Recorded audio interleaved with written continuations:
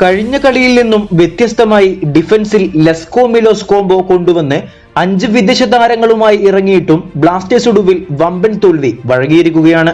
ജംഷഡ്പൂരിൽ ഖാലിദ് ജമീൽ അത്ഭുതങ്ങൾ സൃഷ്ടിക്കുമെന്ന് നമ്മൾ മാച്ച് പ്രിവ്യൂ വീഡിയോയിൽ പറഞ്ഞതുപോലെ തന്നെ സംഭവിച്ചു.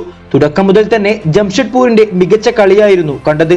ബ്ലാസ്റ്റേഴ്സിനെ അനങ്ങാൻ വിടാതെ വരിഞ്ഞുമുറുക്കിയ കളിയിൽ മിഡ്ഫീൽഡ് ഡോമിനേഷനും കൂടിയായപ്പോൾ ബ്ലാസ്റ്റേഴ്സിന് അധികമൊന്നും ചെയ്യാനുണ്ടായിരുന്നില്ല. കഴിഞ്ഞ കളിയിൽ നിന്നും വ്യത്യസ്തമായി കോൺഫിഡൻസ് കുറവ്, ലേസിനെസ്, മിസ്പാസ്, പരസ്പരം അണ്ടർസ്റ്റാൻഡിംഗ് ഇല്ലായ്മ, ഫൈനൽ തേർഡിലെ പ്രശ്നങ്ങൾ തുടങ്ങി വളരെ നിരാശയായിരുന്നു ബ്ലാസ്റ്റേഴ്സിനായി ദിമി 2 പെനാൽറ്റി ഗോളുകൾ നേടിയപ്പോൾ ജംഷഡ്പൂരിന്റെ 3 ഗോളുകളിൽ ചീമ 2 ഗോളുകളും മൻസൂറോ 1 ഗോളും നേടി. കളി മൊത്തത്തിൽ നോക്കുകയാണെങ്കിൽ ഇത്രയും മത്സരങ്ങളിൽ ബ്ലാസ്റ്റേഴ്സിനുണ്ടായ കോൺഫിഡൻസും മികച്ച മെന്റാലിറ്റിയും ഇന്ന് കാണിച്ചത് ജംഷഡ്പൂരായിരുന്നു.